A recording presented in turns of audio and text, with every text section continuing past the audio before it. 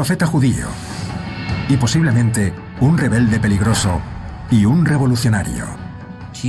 Pilato consideraba a Jesús un revolucionario al que había que ejecutar en público. Nuevas y sorprendentes pruebas indican que nació en la base de una agitada rebelión. Juan Bautista coge este acto de la sumersión en el agua y lo convierte en un movimiento radical. En cierto modo, Juan estaba pasando de estar en un grupo religioso a prácticamente liderar un grupo terrorista. Jesús pensaba que Dios iba a destruir el statu quo. Hay casi 20 años de la vida de Jesús de los que no se habla en la Biblia. ¿Qué hizo ese tiempo y con quiénes estaba? Para los judíos antiguos, que alguien les dijera que Jesús era el Mesías era como si yo dijera que David Koresh es el dueño del universo.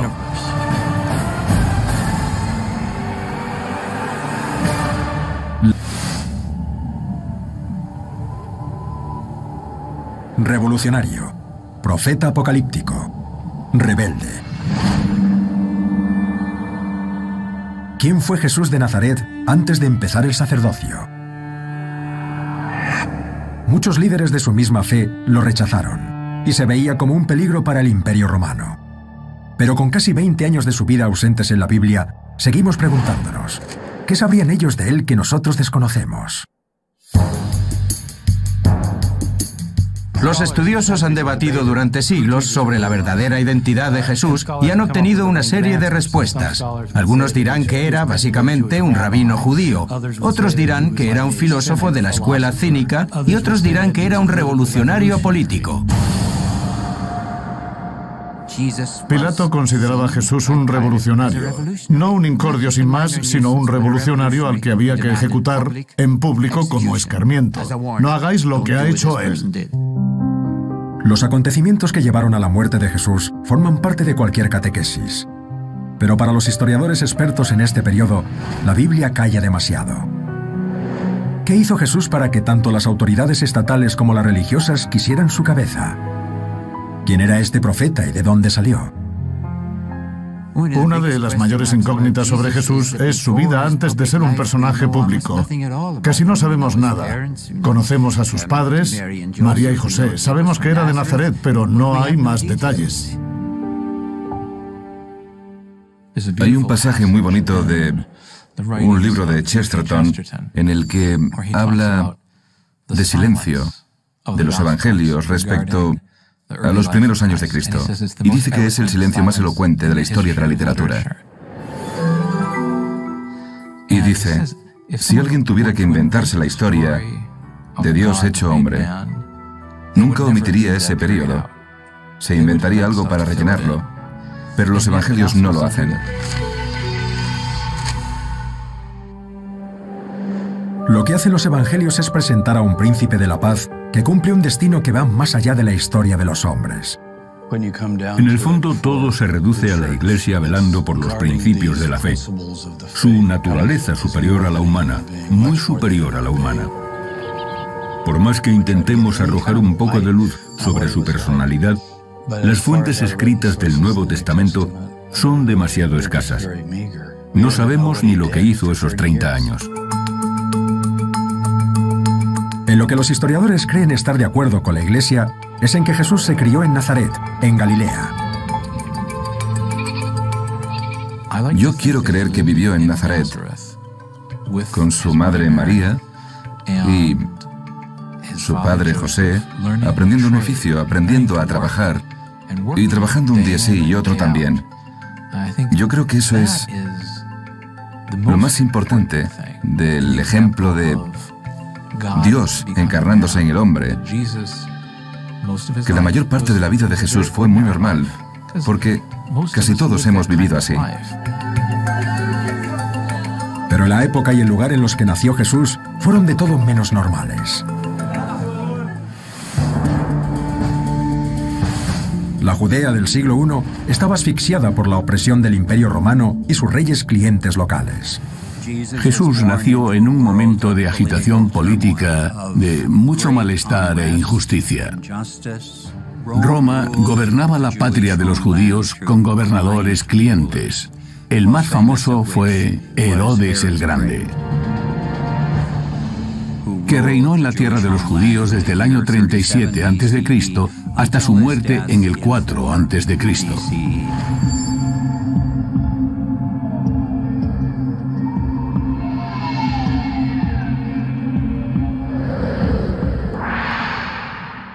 Cuando murió en el 4 a.C., estallaron revueltas en toda la tierra judía.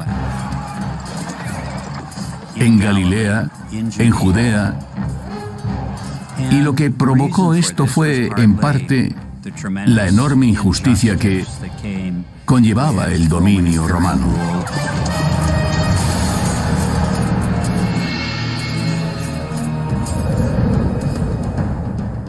En los 150 años anteriores al nacimiento de Jesús, y hasta un siglo después de su muerte, la patria de Jesús, Galilea, fue el origen de prácticamente todas las revueltas judías contra los romanos. En los primeros 200 años de la ocupación romana de la tierra de los judíos, hubo 4 enormes sublevaciones armadas contra Roma. En el 4 a.C., entre el 66 y el 74, y el 115 y el 117 en el norte de África, y entre el 132 y el 135 después de Cristo, la de Bar Kokhba. Murieron miles de personas en esta insurrección contra el Imperio Romano. Y en la ciudad de Séforis, Roma escarmentó a los insurgentes judíos. Nazaret estaba solo a unos 7 u 8 kilómetros de Séforis, uno de los focos de la revolución judía contra los romanos del año 4 a.C., aproximadamente cuando nació Jesús.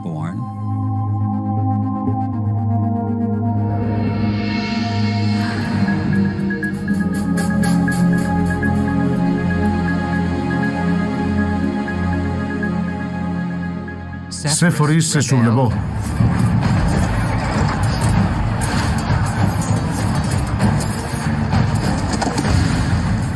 Y las legiones romanas destruyeron la ciudad, mataron a los hombres, violaron a las mujeres, esclavizaron a los niños y la redujeron a cenizas.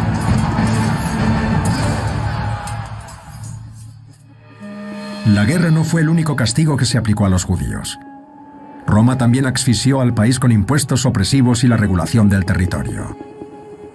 San Lucas, capítulo 2, versículo 1. Por aquellos días salió un edicto de César Augusto ordenando que se empadronase todo el mundo.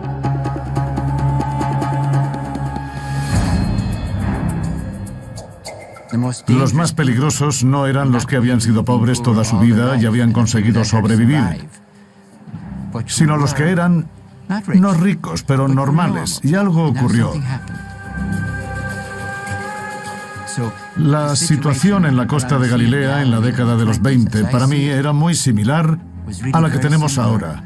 Se suponía que el sueño americano consistía en trabajar duro para vivir mejor, pero he trabajado duro y vivo peor. ¿Dónde está la justicia de Dios cuando haces todo lo que se supone que tenías que hacer y no puedes dar de comer a tu familia? En este mundo nació Jesús. Un mundo donde los judíos creían que la única entidad que podía ayudarlos a derrocar a sus opresores era Dios.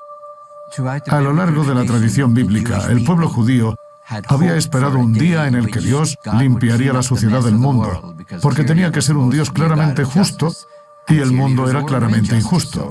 La única respuesta es que Dios iba a limpiar la suciedad del mundo y que lo haría quizá por medio de un Mesías. Y era ese Mesías al que esperaban. Pero los imperios eran cada vez más fuertes en vez de más débiles y llegaron los romanos. Creían que los macedonios de Alejandro Magno eran malos hasta que llegaron los romanos. ¿Cuándo iba a llegar el Mesías? ¿Cuándo limpiaría Dios la suciedad del mundo? Había una expectación cada vez más intensa, no porque los romanos fueran especialmente crueles, sino porque eran especialmente eficaces, especialmente poderosos. Dios tenía que estar a punto de llegar. Estaban seguros.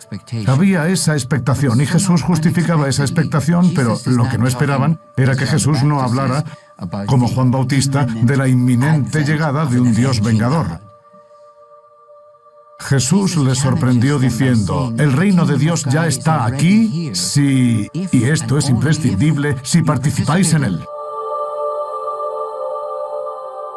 El reino, en cierto modo, iba a llegar al cuadrante noroeste de la costa de Galilea en el siglo I, porque era donde estaba ocurriendo todo, donde el problema era más grave. Mientras la región rebelde de Galilea esperaba la inminente llegada de Dios, y mientras el joven Jesús de Nazaret alcanzaba la mayoría de edad, una secta judía radical de un desierto cercano predicaba el fin de los días. Sus palabras se parecían mucho a las que predicaría después ese joven y que lo llevarían a la cruz. Las creencias que tenían sobre una transformación radical del mundo unían a enormes masas de gente que creían en ello hasta enloquecer. Y puede que esto a los romanos les pareciera una amenaza.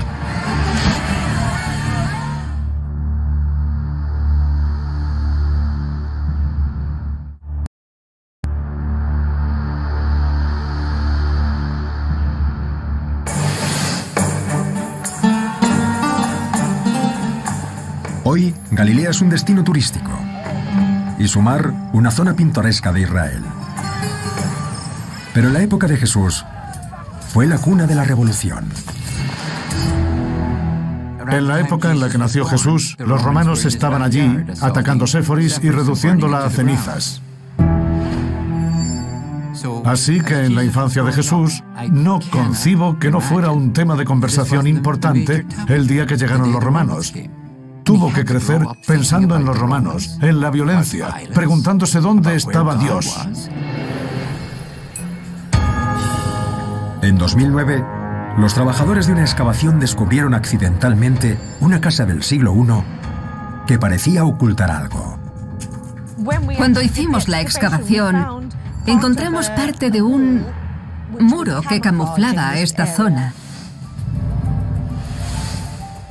que en realidad es un silo. Dentro de él hay otro agujero y este lleva a otro agujero que a su vez lleva a un tercer nivel. Desde aquí también se ve que se creó una especie de corredor para camuflar los hilos. Está claro que los que vivían aquí dedicaron tiempo a crear estos escondites. Cuando los judíos se sublevaron contra los romanos en Judea y Galilea, la gente se preparó para la guerra. Podía ocurrir que los sitiaran o que no pudieran acceder a los alimentos y también que tuvieran que ocultar a personas. Por eso excavaron estos habitáculos subterráneos y los camuflaron para poder esconderse hasta que pasara el peligro. El Nazaret de la época de Jesús parece demostrar que los que allí vivían temían por su seguridad. A medida que Jesús crecía, Séforis, el símbolo de la revolución judía, se reconstruyó por iniciativa del colaborador de Roma Herodes Antipas, hijo de Herodes el Grande. Séforis se reconstruyó inmediatamente después de la muerte de Herodes el Grande. Séforis, la capital de Galilea, se había sublevado y, según Josefo, se había reducido a cenizas. Creo que la fase de construcción urbana de Séforis afectó claramente al entorno de Nazaret. Construir en una zona que había sido de naturaleza totalmente rural durante cientos y cientos de años tuvo efectos positivos. Empleo, habitantes nuevos de fuera y una zona nueva para el comercio. Herodes Antipas tomó Séforis, la reconstruyó y todo volvió a la normalidad. Pero los campesinos tienen buena memoria. No olvidan nada. La reconstrucción atrajo a gente de todas partes y nació una ciudad próspera. Puede ser incluso que Jesús y su padre, José, encontraran allí trabajo de lo suyo. Sabemos por el Evangelio, según San Marcos, que a Jesús lo llamaban usando la palabra griega tekton, que suele traducirse como carpintero. Para mí una traducción mejor sería algo así como jornalero. Creo que transmite mejor la idea. Creo que está claro que cualquier ciudad necesita carpinteros, y en Séforis tuvo que haber mucha demanda. Es una ciudad con una influencia clara de la cultura grecorromana. Adoptó un estilo arquitectónico, construyó un teatro, tenía edificios bellos y baños públicos.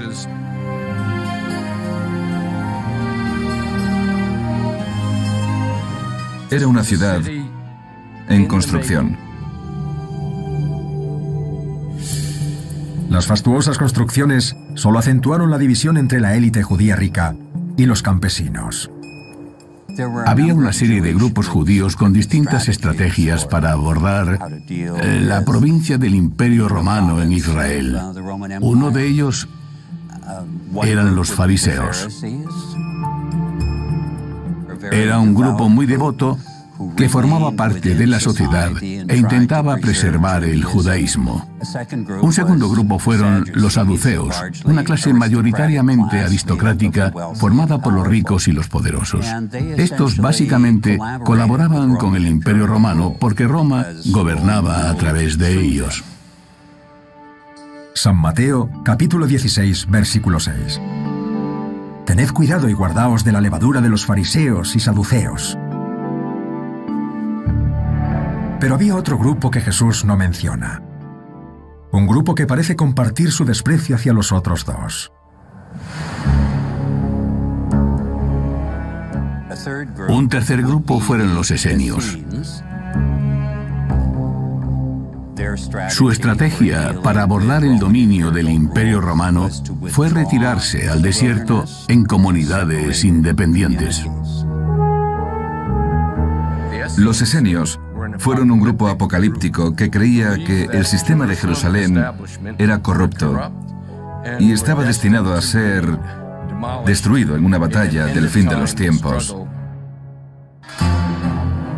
Casualmente, un joven de Nazaret, justo de esa época, empezó a hablar de lo mismo. Todo ello indica que un joven Jesús pudo haber tenido relación con una secta radical. Hay muchas similitudes entre las enseñanzas de Jesucristo y el grupo esenio. No coinciden al 100%, pero casi. Probablemente lo suficiente como para meterse en problemas.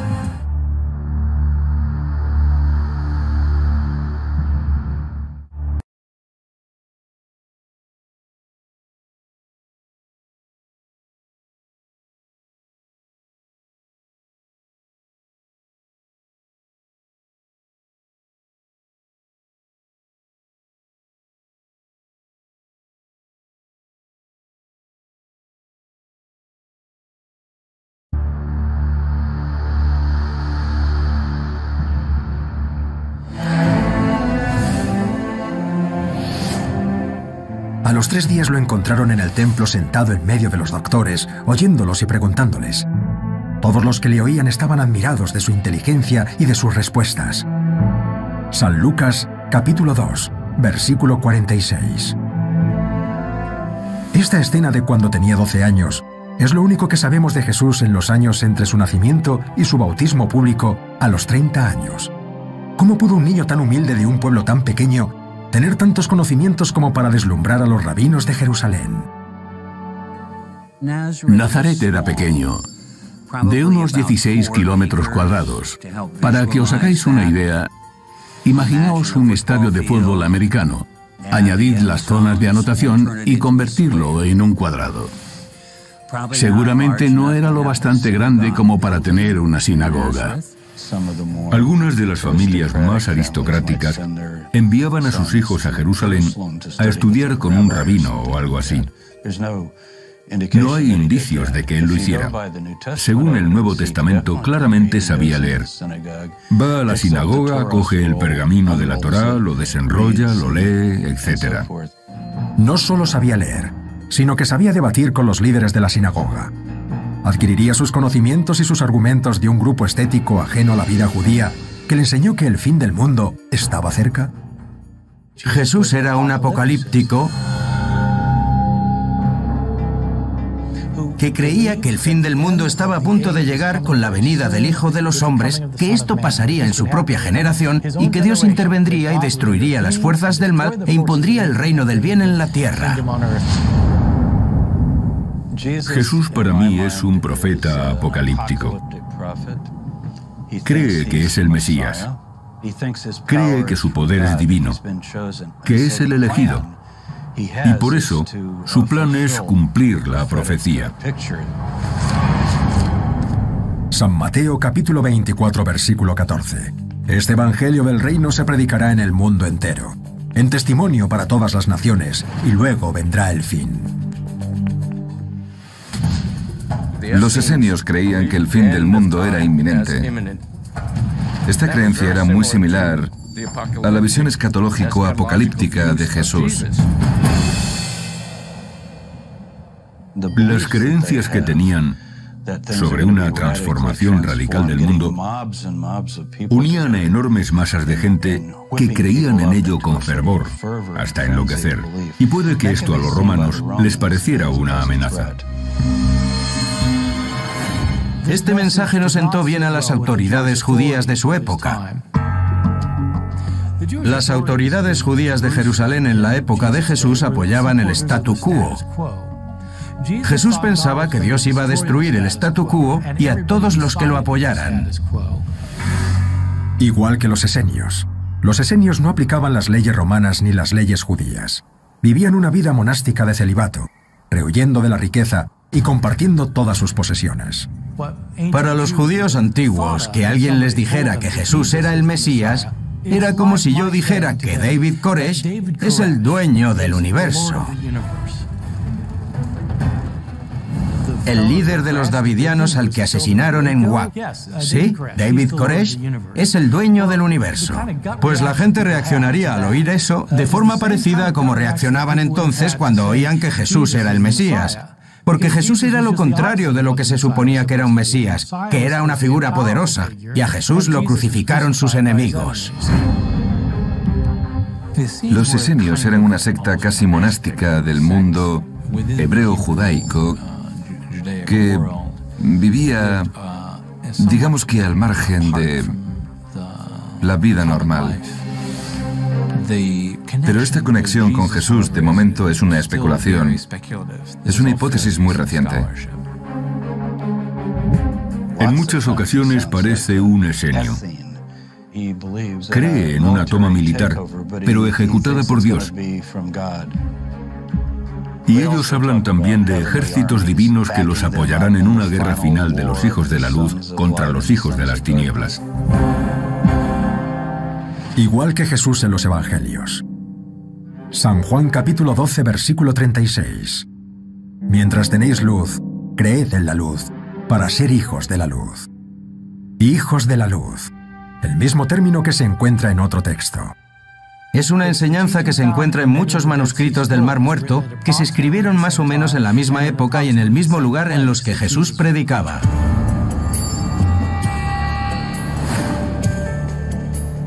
En 1947, un descubrimiento extraordinario en el Qumran, cerca de la costa noroeste del Mar Muerto, abre la posibilidad de saber dónde pasó Jesús sus días en el desierto.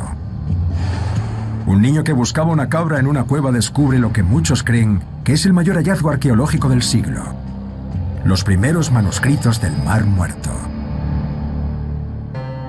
Muchos de estos manuscritos datan de la época de Jesús, y se cree que fueron la biblioteca de los herméticos esenios. Los esenios buscaban zonas vírgenes y, según las diversas fuentes, se establecieron encima de Ein Gedi, con vistas al Mar Muerto. Y el desierto de Qumran fue donde vivieron los esenios. Era la biblioteca esenia en Qumran, de unos 900 pergaminos que representan la Biblia hebrea de los inicios, porque son de un periodo precanónico.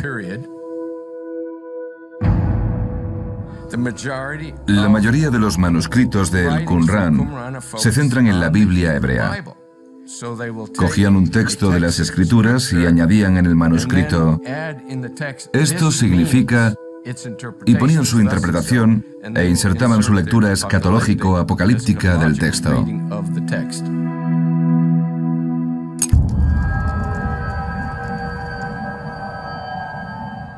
El descubrimiento de los manuscritos del Mar Muerto sorprende tanto a los historiadores como a la Iglesia.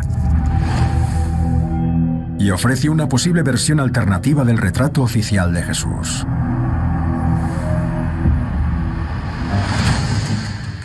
Hoy en día la gente espera que haya muchos escritos sobre Jesús de su propia época. Deberíamos tener partidas de nacimiento o documentos de su juicio, pero la realidad es que no tenemos fuentes de la época de Jesús que digan nada sobre él. Hemos consultado todos los escritos griegos y romanos de la antigüedad que tenemos y tenemos cientos de poetas, filósofos, historiadores, científicos, personas con epístolas privadas o que ponían inscripciones en los edificios, y no se menciona a Jesús en ninguna fuente griega ni romana. No hay nada y punto. Los primeros escritos del Nuevo Testamento datan de casi el año 30 después de Cristo. Los manuscritos del Mar Muerto se escribieron cuando Jesús vivía, entre el 3 a.C. y el 30 después de Cristo. Sabemos por los manuscritos del Mar Muerto que había una comprensión de las escrituras sagradas y dotadas de una autoridad sin parangón quizá en la historia del mundo.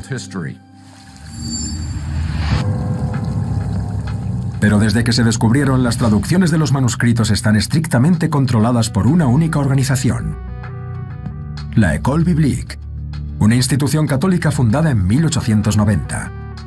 En los siguientes 40 años, de los más de 900 textos que hay, la École solo publica los 100 que considera aptos para su publicación. En 1991, la Biblioteca Huntington de California accede clandestinamente a unas imágenes de todos los manuscritos. La École exige su devolución, pero la biblioteca se niega y se las ofrece a unos estudiosos. Lo que estos revelan es una imagen totalmente nueva de una secta y un líder carismático que existieron más o menos en el mismo momento y lugar que Jesús. En los manuscritos del Mar Muerto se habla de un líder, sin mencionar su nombre. Lo llaman el Maestro de la Virtud. Pero hay un diario suyo en uno de los escritos con sus sentimientos y sus ideas. En los manuscritos, el Maestro de la Virtud lleva a los esenios al desierto, donde les pide que renueven su compromiso con Dios. En el versículo 1 del capítulo 4 de San Mateo, Jesús está en una situación similar. Luego Jesús fue conducido por el Espíritu al desierto para ser tentado por el diablo. Algunos hablan de solapamientos entre los manuscritos y las enseñanzas de Jesús, de textos que parecen escritos por Jesús. San Mateo capítulo 5, las bienaventuranzas del Sermón en el Monte, guardan sorprendentes similitudes con un manuscrito llamado La bendición de los sabios. Benditos sean los puros de corazón, que no calumnian con la lengua. Benditos sean los que se aferran a los preceptos de su sabiduría y no las vías de la injusticia. Hay muchas similitudes entre las enseñanzas de Jesucristo y el grupo esenio. No coinciden al 100%, pero casi. Algunos sostienen que el movimiento de Jesús surgió a partir del movimiento esenio. Los escritores del Qumran se solían referir a sí mismos como los pobres y los miembros del camino, igual que Jesús. San Juan capítulo 14, versículo 6. Yo soy el camino, y la verdad, y la vida. Pero algunos creen que en la Biblia hay más pruebas de la pertenencia de Jesús a los esenios. Apuntan una discrepancia en la traducción de los evangelios canónicos.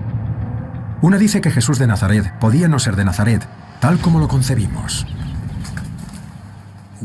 Llamamos a Jesús Jesús de Nazaret, pero eso no está escrito en ningún lado. Jesús el Nazareno es la denominación del Nuevo Testamento traducida como Jesús de Nazaret. Aunque Nazareno siempre se ha entendido como un gentilicio, podría significar otra cosa. En el Antiguo Testamento se enumeran todas las ciudades de Israel y Nazaret no está entre ellas. Resulta un poco raro que lo llamaran así. Si se referían a su lugar de origen, habrían dicho Jesús el Galileo, porque la gente sabía dónde está Galilea, no dónde está este pueblo. Hay una facción especial de los esenios que se llamaban nazarenos. Si analizamos el término griego, vemos que se refiere a los nazarenos, que eran unos líderes espirituales muy especiales de los esenios. Pero hay otra conexión entre Jesús y los esenios. Su primo Juan, que pudo haber sido uno de ellos. Basándose en San Lucas, muchos estudiosos dieron por hecho que Juan Bautista se crió en el desierto. El desierto de Judea se extiende hacia el este, desde Jerusalén hasta el Valle del Jordán y el Mar Muerto. Y como los esenios bajaron en esa dirección, es posible que adoptaran a Juan Bautista. Cuando se hizo adulto, realizó sus famosos bautismos en el río Jordán, a pocos kilómetros de las cuevas del Qumran. Yo creo que Juan Bautista era un miembro muy especial de la comunidad esenia. Era, cuando menos, un líder espiritual. Entre otras cosas, el innovador ritual de iniciación de Juan, el bautismo, refleja una tradición similar de la comunidad esenia. Hay muchas similitudes. Hay baños rituales, vasijas de piedra que no pueden transmitir nada impuro, y de todo eso hay de sobra en el Qumran. Había una forma especial de entrar y de salir. La diferencia es que Juan Bautista coge ese acto de sumersión en el agua y lo convierte en una identificación con este movimiento radical. Es decir, el reino de Dios está cerca. Si te quieres unir a nosotros, arrepiéntete de tus pecados. Es como un rally. Un rally en una cueva secreta donde el joven primo de Juan pudo haberse unido a él.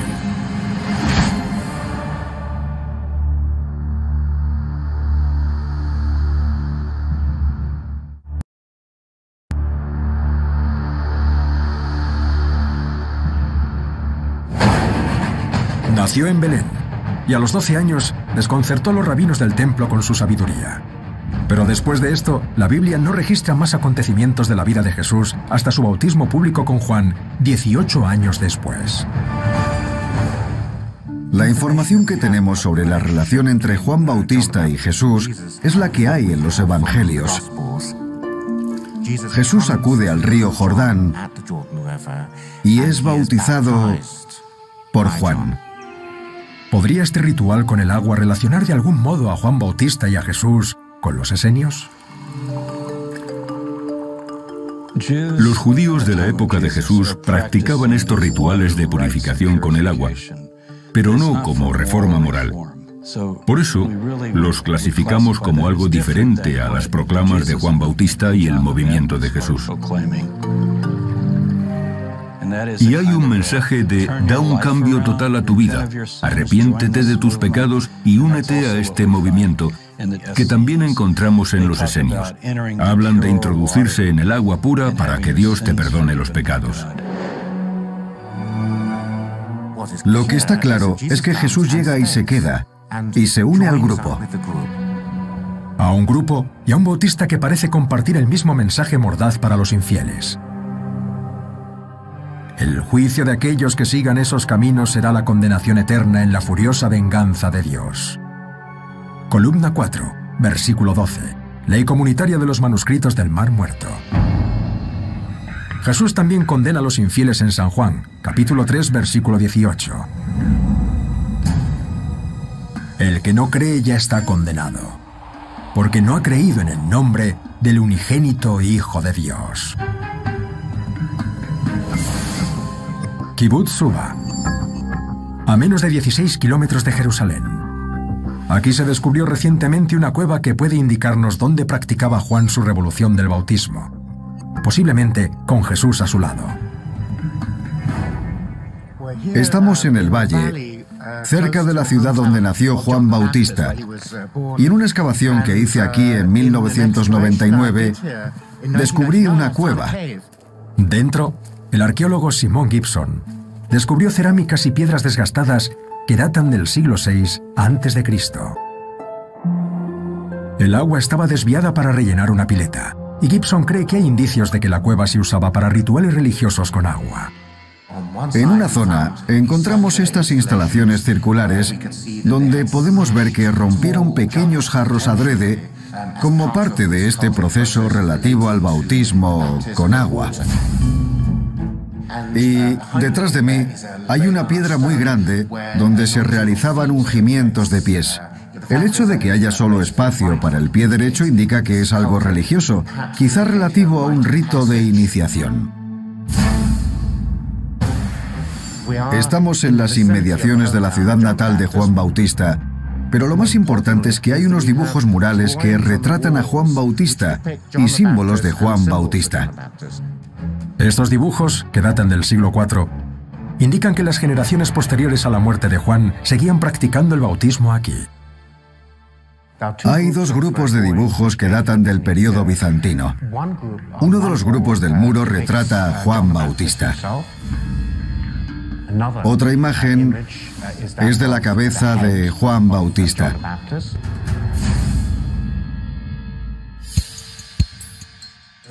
La arqueología es un vestigio de las actividades que aquí se realizaban.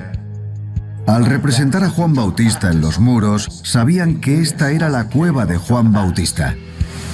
Josefo, el historiador del siglo I, nos dice que Juan y sus ritos bautismales pusieron nervioso a Herodes Antipas, el gobernador de Judea, vasallo de Roma. Si eso es cierto, Jesús podría haber jugado con fuego al asociarse a él.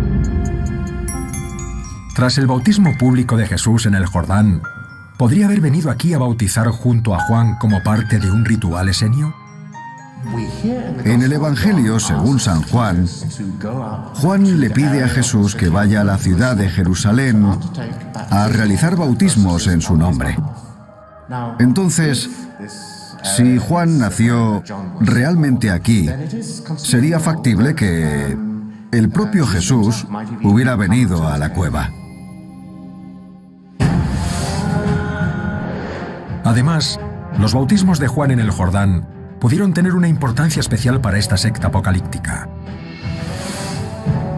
El acto del bautismo que realizaba Juan Bautista en el lugar en el que Elías había ascendido a los cielos, para mí era una concienciación del retorno de Elías. Y el retorno de Elías podría haber indicado el fin del mundo.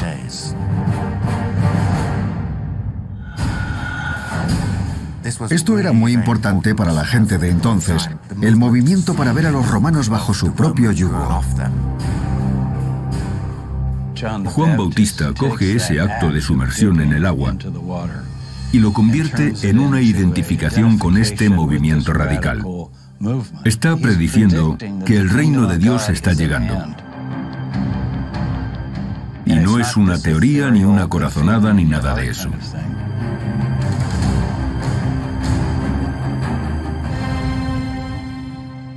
Y claro, las autoridades tendrían miedo porque si alguien decía que se acercaba el fin de los días, la sociedad podría abandonar los aspectos normales de su vida y convertirse en revolucionaria.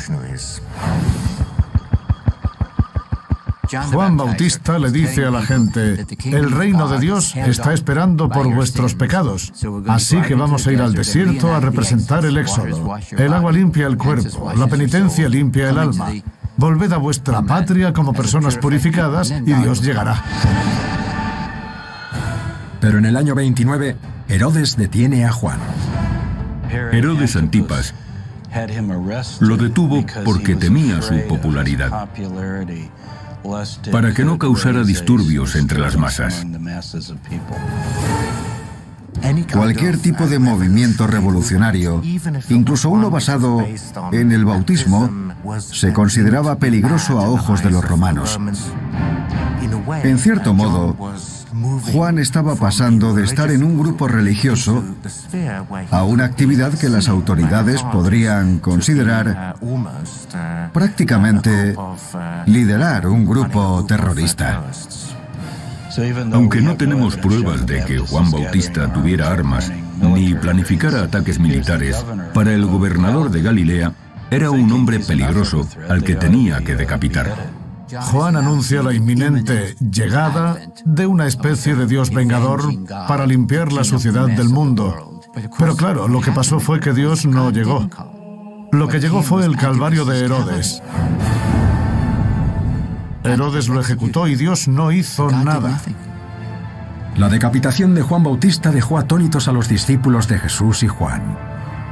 ¿Cómo afectó esto a Jesús? Si Dios iba a venir algún día, ¿por qué Dios no llegó a tiempo para salvar a Juan Bautista? Igual esta idea de la llegada de Dios Igual tenían que replantearla desde cero. Lo que los evangelios dicen es que se enteró de esta muerte terrible y violenta y dijo que se retiraba a un lugar solitario. Lo que parece es que quiere desaparecer un tiempo y replantearse todo. Y justo después, reaparece públicamente. San Mateo capítulo 14, versículo 13. Al saber esto, Jesús se alejó de allí en una barca a un lugar desierto a solas. El desierto, el lugar de los esenios. Y cuando sale del desierto para ir a Jerusalén, va armado con un discurso rebelde sobre un nuevo reino de Dios. Yo soy un estudioso que se toma en serio a Jesús como un profeta apocalíptico y creo que cuando llegó a Jerusalén, la última semana, provocando su detención y exponiéndose a la oposición de las autoridades religiosas y políticas, habría acabado lo que empezó. No creo que quisiera ir al cielo. Creo que dijo que el reino de Dios estaba en la tierra. ¿Era esta la revolución de Jesús? Un hombre criado en una Galilea en guerra, que se había opuesto a la élite judía, que se había aliado con radicales conocidos como Juan. Para mí, si venía a reclamar el trono, si venía diciendo yo soy el rey de Israel, venía como un antirromano, como un nacionalista judío que buscaba una revolución política. San Mateo capítulo 10, versículo 34. No viene a traer paz, sino espada. En la propia Biblia se muestra la actitud de Jesús, y también se hace referencia a lo peligroso que les parecía Jesús a las autoridades. El Sanedrín anunció una sentencia contra Jesús 40 días antes del Pesaj, es decir, lo sentenciaron a muerte antes incluso de que llegara a Jerusalén, y lo anunciaron por las calles. Él quería echar a los romanos, creo que esa era su misión aquel día.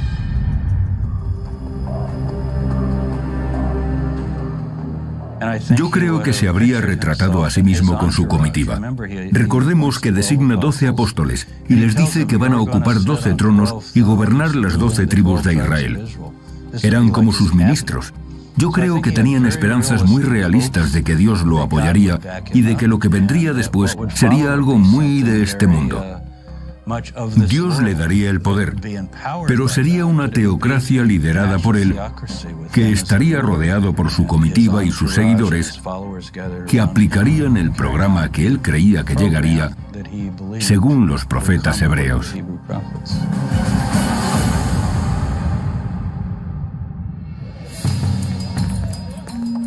Hay distintas interpretaciones de cómo sería este apocalipsis que proclamó Jesús. Algunos creen que esto era una especie de metáfora, que lo que quería decir Jesús era que Dios destruiría a los romanos y permitiría a Israel autodeclararse Estado soberano. En mi opinión, la interpretación de la enseñanza de Jesús como una metáfora está muy extendida hoy en día entre los expertos que temen las verdaderas implicaciones de lo que Jesús proclamaba realmente.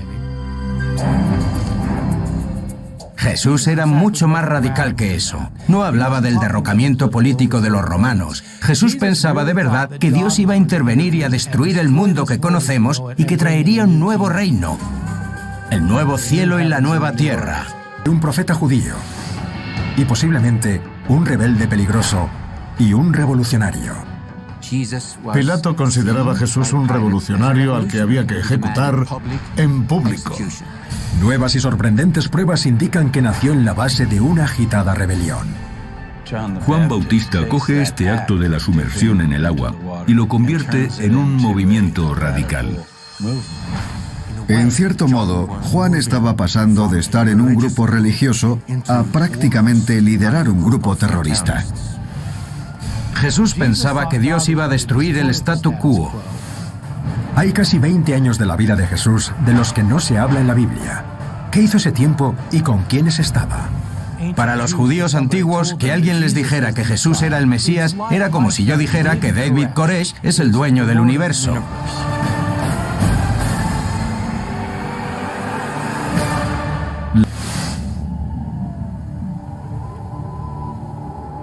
revolucionario, profeta apocalíptico, rebelde. ¿Quién fue Jesús de Nazaret antes de empezar el sacerdocio? Muchos líderes de su misma fe lo rechazaron y se veía como un peligro para el Imperio Romano. Pero con casi 20 años de su vida ausentes en la Biblia, seguimos preguntándonos, ¿qué sabrían ellos de él que nosotros desconocemos?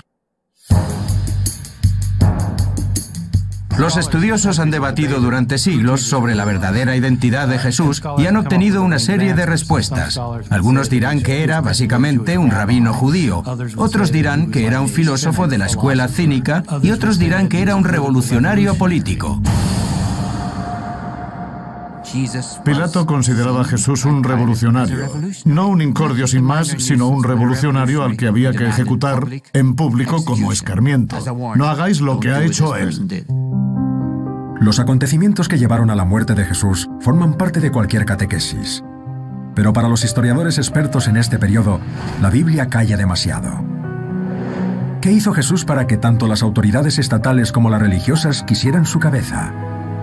¿Quién era este profeta y de dónde salió? Una de las mayores incógnitas sobre Jesús es su vida antes de ser un personaje público. Casi no sabemos nada.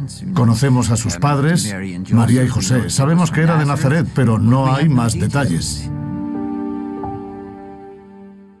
Hay un pasaje muy bonito de un libro de Chesterton en el que habla de silencio de los evangelios respecto a los primeros años de Cristo, y dice que es el silencio más elocuente de la historia de la literatura. Y dice, si alguien tuviera que inventarse la historia de Dios hecho hombre, nunca omitiría ese periodo. Se inventaría algo para rellenarlo, pero los evangelios no lo hacen. Lo que hacen los evangelios es presentar a un príncipe de la paz que cumple un destino que va más allá de la historia de los hombres. En el fondo, todo se reduce a la Iglesia velando por los principios de la fe. Su naturaleza superior a la humana, muy superior a la humana. Por más que intentemos arrojar un poco de luz sobre su personalidad, las fuentes escritas del Nuevo Testamento son demasiado escasas. No sabemos ni lo que hizo esos 30 años. En lo que los historiadores creen estar de acuerdo con la Iglesia es en que Jesús se crió en Nazaret, en Galilea. Yo quiero creer que vivió en Nazaret con su madre María y su padre José, aprendiendo un oficio, aprendiendo a trabajar y trabajando un día sí y otro también. Yo creo que eso es lo más importante del ejemplo de Dios encarnándose en el hombre, que la mayor parte de la vida de Jesús fue muy normal, porque casi todos hemos vivido así. Pero la época y el lugar en los que nació Jesús fueron de todo menos normales. La Judea del siglo I estaba asfixiada por la opresión del Imperio Romano y sus reyes clientes locales. Jesús nació en un momento de agitación política, de mucho malestar e injusticia. Roma gobernaba la patria de los judíos con gobernadores clientes. El más famoso fue Herodes el Grande, que reinó en la tierra de los judíos desde el año 37 a.C. hasta su muerte en el 4 a.C.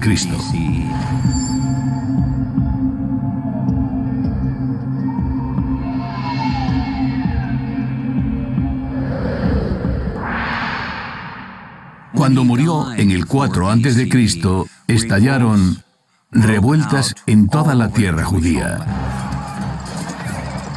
En Galilea, en Judea. Y lo que provocó esto fue, en parte, la enorme injusticia que conllevaba el dominio romano.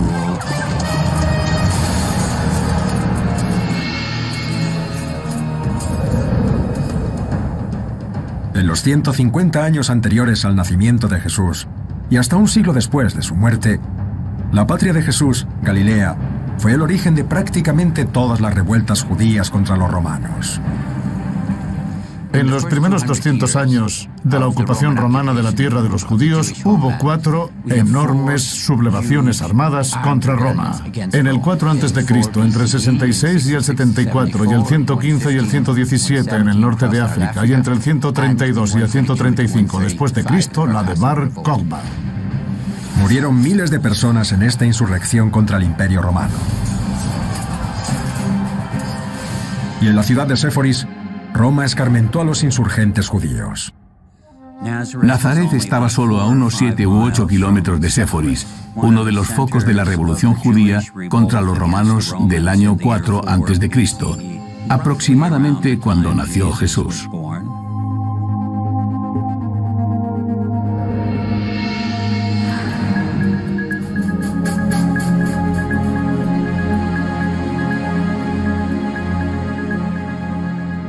Séforis se sublevó.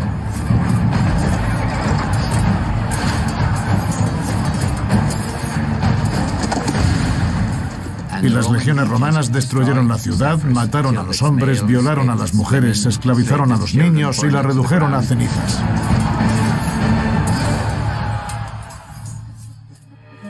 La guerra no fue el único castigo que se aplicó a los judíos. Roma también asfixió al país con impuestos opresivos y la regulación del territorio. San Lucas, capítulo 2, versículo 1. Por aquellos días salió un edicto de César Augusto ordenando que se empadronase todo el mundo.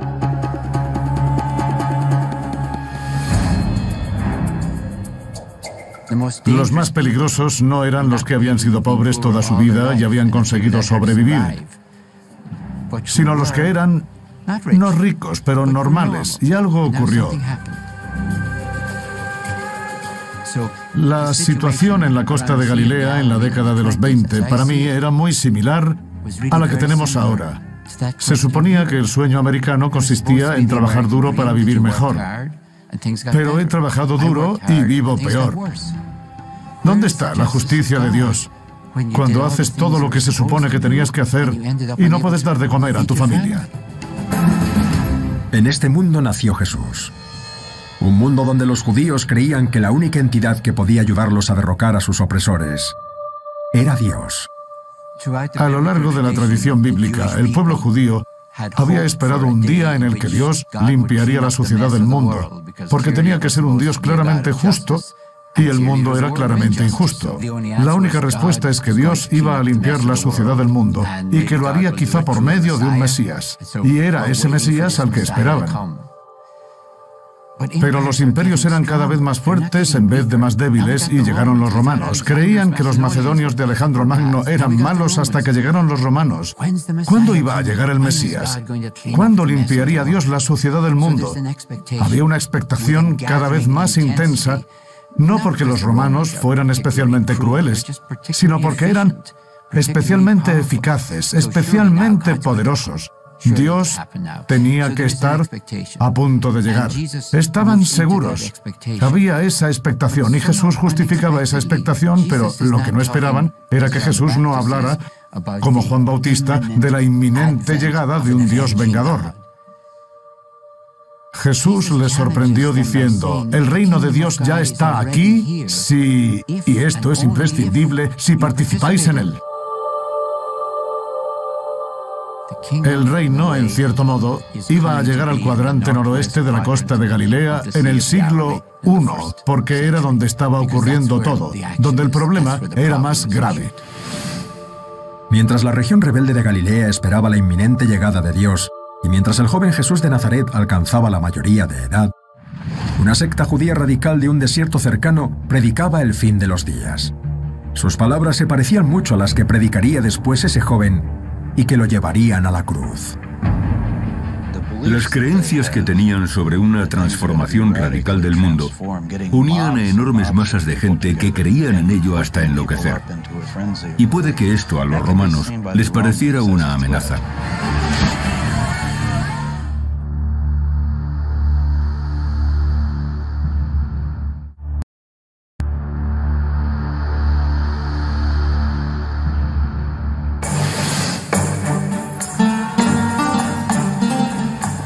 Hoy, Galilea es un destino turístico. y su mar una zona pintoresca de Israel. Pero en la época de Jesús fue la cuna de la revolución. En la época en la que nació Jesús, los romanos estaban allí atacando Séforis y reduciéndola a cenizas. Así que en la infancia de Jesús no concibo que no fuera un tema de conversación importante el día que llegaron los romanos. Tuvo que crecer pensando en los romanos, en la violencia, preguntándose dónde estaba Dios. En 2009, los trabajadores de una excavación descubrieron accidentalmente una casa del siglo I que parecía ocultar algo. Cuando hicimos la excavación, encontramos parte de un muro que camuflaba esta zona, que en realidad es un silo. Dentro de él hay otro agujero y este lleva a otro agujero que a su vez lleva a un tercer nivel. Desde aquí también se ve que se creó una especie de corredor para camuflar los hilos. Está claro que los que vivían aquí dedicaron tiempo a crear estos escondites. Cuando los judíos se sublevaron contra los romanos en Judea y Galilea, la gente se preparó para la guerra. Podía ocurrir que los sitiaran o que no pudieran acceder a los alimentos y también que tuvieran que ocultar a personas. Por eso excavaron estos habitáculos subterráneos y los camuflaron para poder esconderse hasta que pasara el peligro. El Nazaret de la época de Jesús parece demostrar que los que allí vivían temían por su seguridad. A medida que Jesús crecía, Séforis, el símbolo de la revolución judía, se reconstruyó por iniciativa del colaborador de Roma, Herodes Antipas, hijo de Herodes el Grande. Séforis se reconstruyó inmediatamente después de la muerte de Herodes el Grande. Séforis, la capital de Galilea, se había sublevado y, según Josefo, se había reducido a cenizas. Creo que la fase de construcción urbana de Séforis afectó claramente al entorno de Nazaret. Construir en una zona que había sido de naturaleza totalmente rural durante cientos y cientos de años tuvo efectos positivos. Empleo, habitantes nuevos de fuera y una zona nueva para el comercio. Herodes Antipas tomó Séforis, la reconstruyó y todo volvió a la normalidad. Pero los campesinos tienen buena memoria. No olvidan nada. La reconstrucción atrajo a gente de todas partes y nació una ciudad próspera. Puede ser incluso que Jesús y su padre, José, encontraran allí trabajo de lo suyo. Sabemos por el Evangelio, según San Marcos, que a Jesús lo llamaban, usando la palabra griega tecton, que suele traducirse como carpintero. Para mí una traducción mejor sería algo así como jornalero. Creo que transmite mejor la idea. Creo que está claro que cualquier ciudad necesita carpinteros, y en Séforis tuvo que haber mucha demanda. Es una ciudad con una influencia clara de la cultura grecorromana. Adoptó un estilo arquitectónico, construyó un teatro, tenía edificios bellos y baños públicos.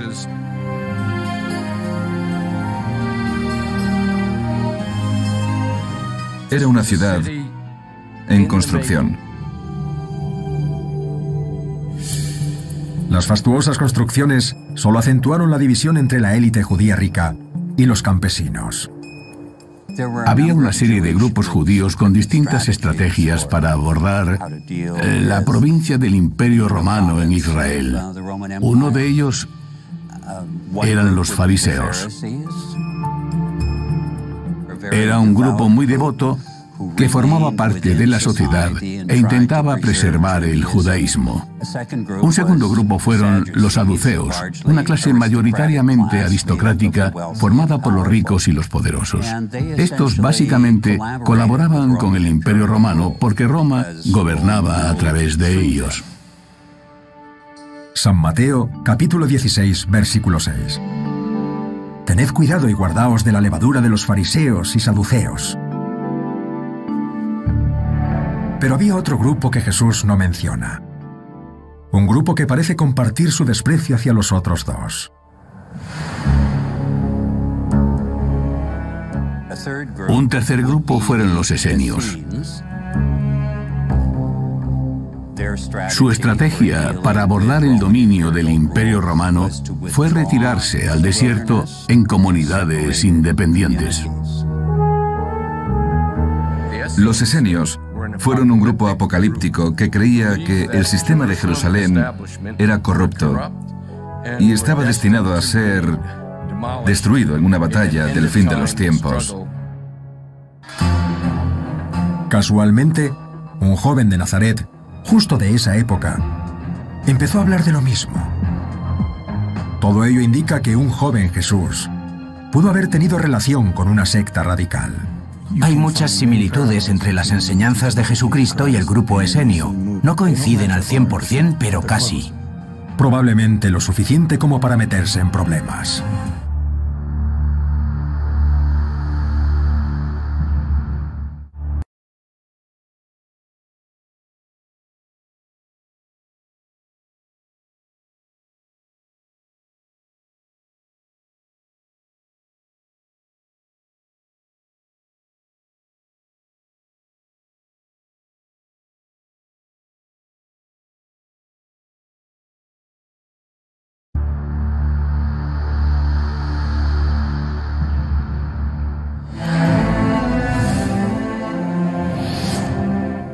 A los 3 días lo encontraron en el templo sentado en medio de los doctores, oyéndolos y preguntándoles.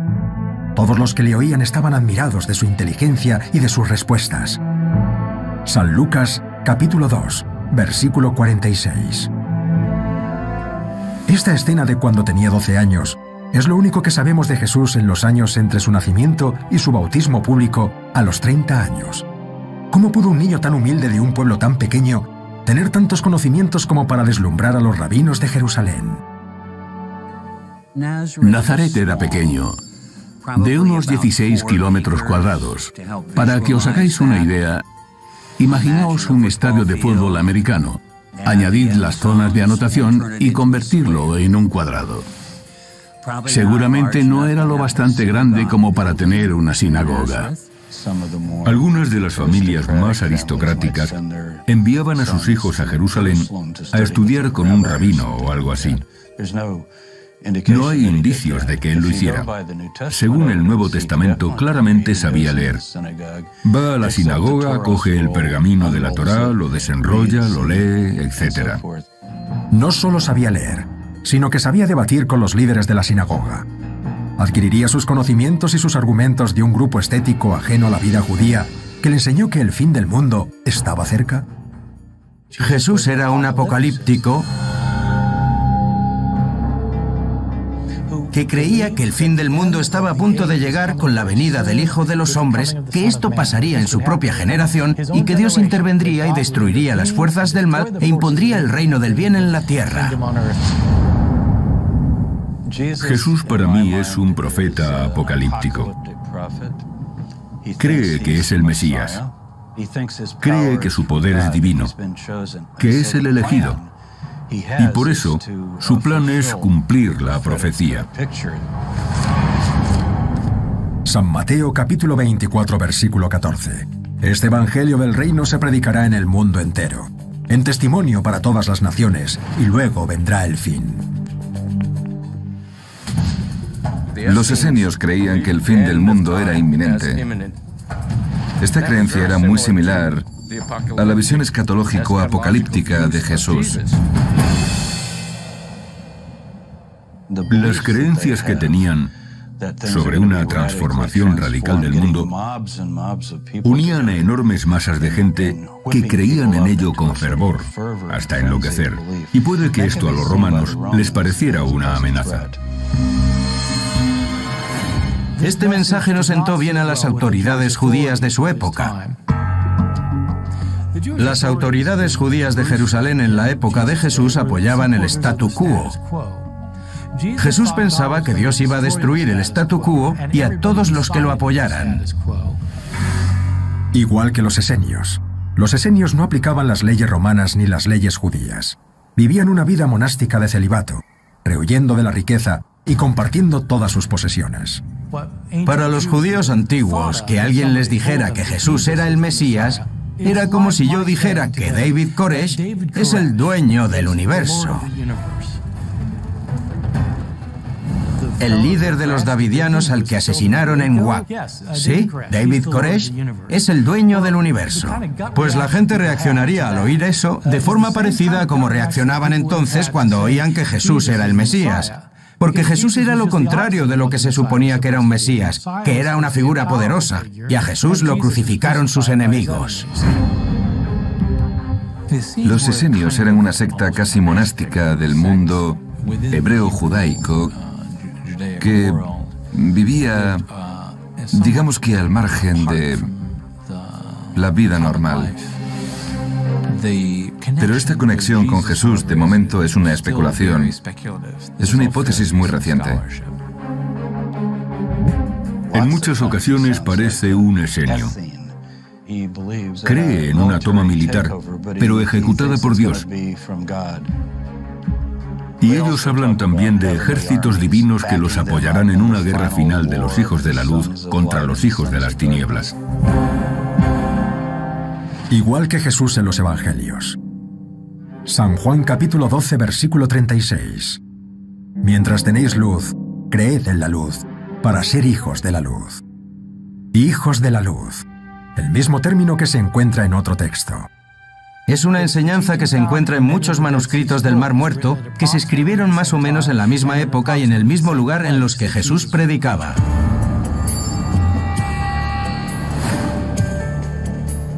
En 1947, un descubrimiento extraordinario en el Qumran, cerca de la costa noroeste del Mar Muerto, abre la posibilidad de saber dónde pasó Jesús sus días en el desierto. Un niño que buscaba una cabra en una cueva descubre lo que muchos creen que es el mayor hallazgo arqueológico del siglo: los primeros manuscritos del Mar Muerto. Muchos de estos manuscritos datan de la época de Jesús, y se cree que fueron la biblioteca de los herméticos esenios. Los esenios buscaban zonas vírgenes y, según las diversas fuentes, se establecieron encima de Ein Gedi, con vistas al Mar Muerto. Y el desierto de Qumran fue donde vivieron los esenios. Era la biblioteca esenia en Qumran, de unos 900 pergaminos que representan la Biblia hebrea de los inicios, porque son de un periodo precanónico.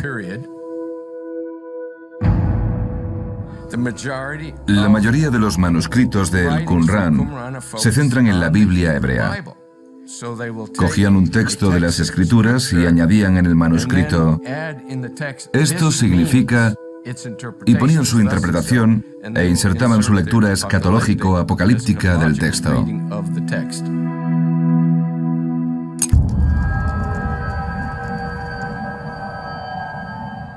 El descubrimiento de los manuscritos del Mar Muerto sorprende tanto a los historiadores como a la Iglesia,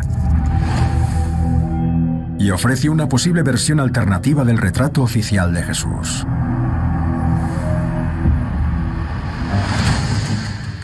Hoy en día la gente espera que haya muchos escritos sobre Jesús de su propia época.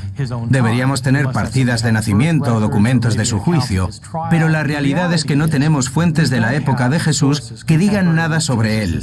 Hemos consultado todos los escritos griegos y romanos de la antigüedad que tenemos y tenemos cientos de poetas, filósofos, historiadores, científicos, personas con epístolas privadas o que ponían inscripciones en los edificios, y no se menciona a Jesús en ninguna fuente griega ni romana. No hay nada y punto. Los primeros escritos del Nuevo Testamento datan de casi el año 30 después de Cristo. Los manuscritos del Mar Muerto se escribieron cuando Jesús vivía entre el 3 a.C. y el 30 después de Cristo. Sabemos por los manuscritos del Mar Muerto que había una comprensión de las Escrituras sagradas y dotadas de una autoridad sin parangón quizá en la historia del mundo. Pero desde que se descubrieron, las traducciones de los manuscritos están estrictamente controladas por una única organización: la École Biblique, una institución católica fundada en 1890. En los siguientes 40 años, de los más de 900 textos que hay, la École solo publica los 100 que considera aptos para su publicación. En 1991, la Biblioteca Huntington de California accede clandestinamente a unas imágenes de todos los manuscritos. La École exige su devolución, pero la biblioteca se niega y se las ofrece a unos estudiosos. Lo que estos revelan es una imagen totalmente nueva de una secta y un líder carismático que existieron más o menos en el mismo momento y lugar que Jesús. En los manuscritos del Mar Muerto se habla de un líder, sin mencionar su nombre. Lo llaman el Maestro de la Virtud. Pero hay un diario suyo en uno de los escritos con sus sentimientos y sus ideas. En los manuscritos, el Maestro de la Virtud lleva a los esenios al desierto, donde les pide que renueven su compromiso con Dios. En el versículo 1 del capítulo 4 de San Mateo, Jesús está en una situación similar. Luego Jesús fue conducido por el Espíritu al desierto para ser tentado por el diablo. Algunos hablan de solapamientos entre los manuscritos y las enseñanzas de Jesús, de textos que parecen escritos por Jesús. San Mateo capítulo 5, las bienaventuranzas del Sermón en el Monte, guardan sorprendentes similitudes con un manuscrito llamado La bendición de los sabios. Benditos sean los puros de corazón, que no calumnian con la lengua. Benditos sean los que se aferran a los preceptos de su sabiduría y no las vías de la injusticia. Hay muchas similitudes entre las enseñanzas de Jesucristo y el grupo esenio. No coinciden al 100%, pero casi. Algunos sostienen que el movimiento de Jesús surgió a partir del movimiento esenio. Los escritores del Qumran se solían referir a sí mismos como los pobres y los miembros del camino, igual que Jesús. San Juan capítulo 14, versículo 6. Yo soy el camino, y la verdad, y la vida. Pero algunos creen que en la Biblia hay más pruebas de la pertenencia de Jesús a los esenios. Apuntan una discrepancia en la traducción de los evangelios canónicos.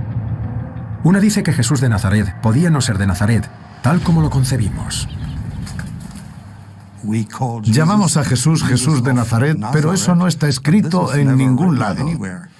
Jesús el Nazareno es la denominación del Nuevo Testamento traducida como Jesús de Nazaret. Aunque Nazareno siempre se ha entendido como un gentilicio, podría significar otra cosa. En el Antiguo Testamento se enumeran todas las ciudades de Israel y Nazaret no está entre ellas. Resulta un poco raro que lo llamaran así. Si se referían a su lugar de origen, habrían dicho Jesús el Galileo, porque la gente sabía dónde está Galilea, no dónde está este pueblo. Hay una facción especial de los esenios que se llamaban nazarenos. Si analizamos el término griego, vemos que se refiere a los nazarenos, que eran unos líderes espirituales muy especiales de los esenios. Pero hay otra conexión entre Jesús y los esenios. Su primo Juan, que pudo haber sido uno de ellos. Basándose en San Lucas, muchos estudiosos dieron por hecho que Juan Bautista se crió en el desierto. El desierto de Judea se extiende hacia el este, desde Jerusalén hasta el Valle del Jordán y el Mar Muerto. Y como los esenios bajaron en esa dirección, es posible que adoptaran a Juan Bautista. Cuando se hizo adulto, realizó sus famosos bautismos en el río Jordán, a pocos kilómetros de las cuevas del Qumran. Yo creo que Juan Bautista era un miembro muy especial de la comunidad esenia. Era, cuando menos, un líder espiritual. Entre otras cosas, el innovador ritual de iniciación de Juan, el bautismo, refleja una tradición similar de la comunidad esenia. Hay muchas similitudes. Hay baños rituales, vasijas de piedra que no pueden transmitir nada impuro, y de todo eso hay de sobra en el Qumran. Había una forma especial de entrar y de salir. La diferencia es que Juan Bautista coge ese acto de sumersión en el agua y lo convierte en una identificación con este movimiento radical. Es decir, el reino de Dios está cerca. Si te quieres unir a nosotros, arrepiéntete de tus pecados. Es como un rally. Un rally en una cueva secreta donde el joven primo de Juan pudo haberse unido a él.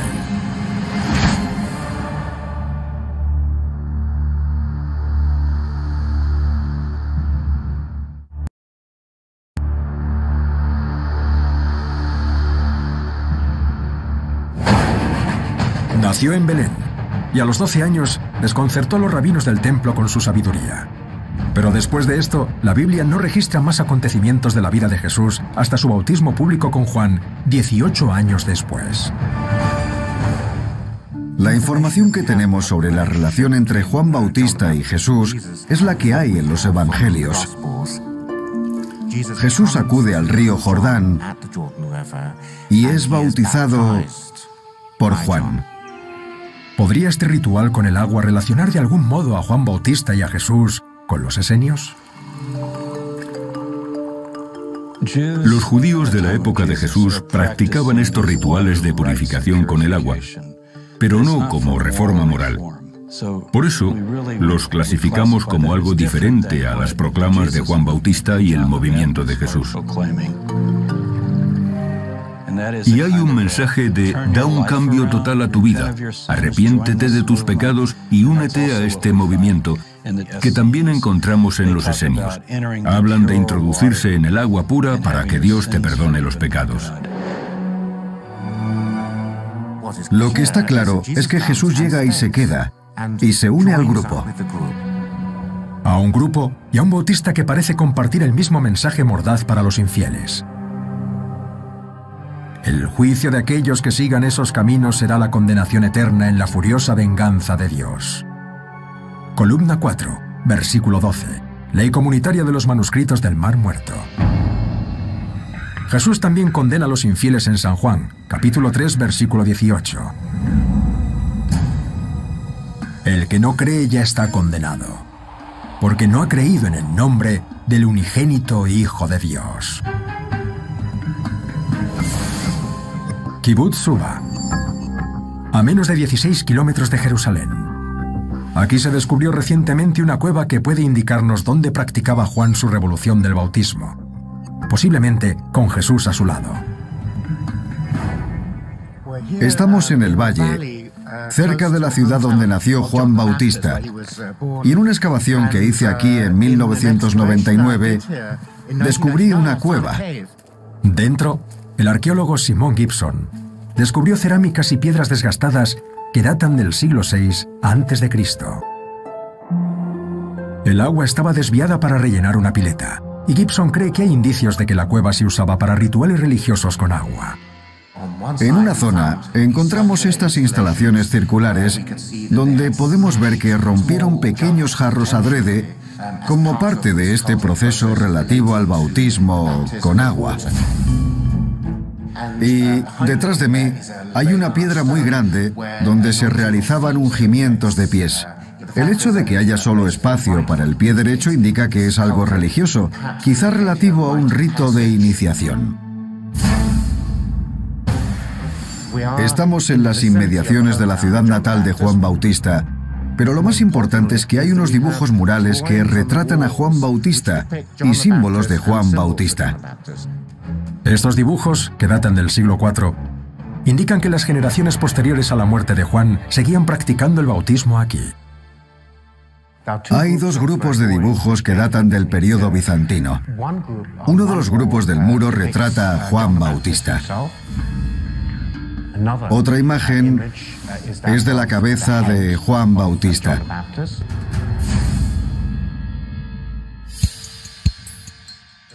La arqueología es un vestigio de las actividades que aquí se realizaban. Al representar a Juan Bautista en los muros, sabían que esta era la cueva de Juan Bautista. Josefo, el historiador del siglo I, nos dice que Juan y sus ritos bautismales pusieron nervioso a Herodes Antipas, el gobernador de Judea, vasallo de Roma. Si eso es cierto, Jesús podría haber jugado con fuego al asociarse a él. Tras el bautismo público de Jesús en el Jordán, ¿podría haber venido aquí a bautizar junto a Juan como parte de un ritual esenio? En el Evangelio, según San Juan, Juan le pide a Jesús que vaya a la ciudad de Jerusalén a realizar bautismos en su nombre. Entonces, si Juan nació realmente aquí, sería factible que el propio Jesús hubiera venido a la cueva. Además, los bautismos de Juan en el Jordán pudieron tener una importancia especial para esta secta apocalíptica. El acto del bautismo que realizaba Juan Bautista en el lugar en el que Elías había ascendido a los cielos, para mí era una concienciación del retorno de Elías. Y el retorno de Elías podría haber indicado el fin del mundo.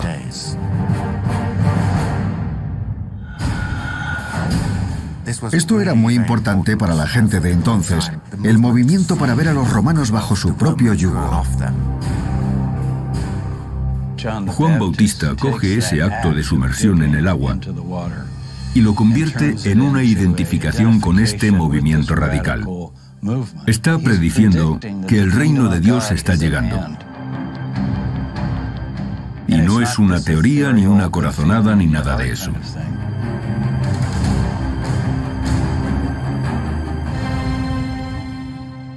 Y claro, las autoridades tendrían miedo porque si alguien decía que se acercaba el fin de los días, la sociedad podría abandonar los aspectos normales de su vida y convertirse en revolucionaria. Juan Bautista le dice a la gente: el reino de Dios está esperando por vuestros pecados, así que vamos a ir al desierto a representar el éxodo. El agua limpia el cuerpo, la penitencia limpia el alma. Volved a vuestra patria como personas purificadas y Dios llegará. Pero en el año 29, Herodes detiene a Juan. Herodes Antipas lo detuvo porque temía su popularidad, para que no causara disturbios entre las masas. Cualquier tipo de movimiento revolucionario, incluso uno basado en el bautismo, se consideraba peligroso a ojos de los romanos. En cierto modo, Juan estaba pasando de estar en un grupo religioso a una actividad que las autoridades podrían considerar prácticamente liderar un grupo terrorista. Aunque no tenemos pruebas de que Juan Bautista tuviera armas ni planificara ataques militares, para el gobernador de Galilea era un hombre peligroso al que tenía que decapitar. Juan anuncia la inminente llegada de una especie de Dios vengador para limpiar la suciedad del mundo. Pero claro, lo que pasó fue que Dios no llegó. Lo que llegó fue el calvario de Herodes. Herodes lo ejecutó y Dios no hizo nada. La decapitación de Juan Bautista dejó atónitos a los discípulos de Jesús y Juan. ¿Cómo afectó esto a Jesús? Si Dios iba a venir algún día, ¿por qué Dios no llegó a tiempo para salvar a Juan Bautista? Igual esta idea de la llegada de Dios, igual tenían que replantearla desde cero. Lo que los evangelios dicen es que se enteró de esta muerte terrible y violenta y dijo que se retiraba a un lugar solitario. Lo que parece es que quiere desaparecer un tiempo y replantearse todo. Y justo después, reaparece públicamente. San Mateo capítulo 14, versículo 13. Al saber esto, Jesús se alejó de allí en una barca a un lugar desierto a solas. El desierto, el lugar de los esenios. Y cuando sale del desierto para ir a Jerusalén, va armado con un discurso rebelde sobre un nuevo reino de Dios. Yo soy un estudioso que se toma en serio a Jesús como un profeta apocalíptico y creo que cuando llegó a Jerusalén, la última semana, provocando su detención y exponiéndose a la oposición de las autoridades religiosas y políticas, habría acabado lo que empezó. No creo que quisiera ir al cielo. Creo que dijo que el reino de Dios estaba en la tierra. ¿Era esta la revolución de Jesús? Un hombre criado en una Galilea en guerra que se había opuesto a la élite judía, que se había aliado con radicales conocidos como Juan? Para mí, si venía a reclamar el trono, si venía diciendo yo soy el rey de Israel, venía como un antirromano, como un nacionalista judío que buscaba una revolución política. San Mateo capítulo 10, versículo 34. No viene a traer paz, sino espada. En la propia Biblia se muestra la actitud de Jesús, y también se hace referencia a lo peligroso que les parecía Jesús a las autoridades. El Sanedrín anunció una sentencia contra Jesús 40 días antes del Pesaj. Es decir, lo sentenciaron a muerte antes incluso de que llegara a Jerusalén. Y lo anunciaron por las calles. Él quería echar a los romanos. Creo que esa era su misión aquel día.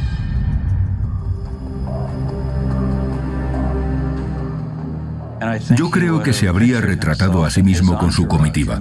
Recordemos que designa 12 apóstoles y les dice que van a ocupar 12 tronos y gobernar las 12 tribus de Israel. Eran como sus ministros. Yo creo que tenían esperanzas muy realistas de que Dios lo apoyaría y de que lo que vendría después sería algo muy de este mundo. Dios le daría el poder, pero sería una teocracia liderada por él, que estaría rodeado por su comitiva y sus seguidores, que aplicarían el programa que él creía que llegaría, según los profetas hebreos.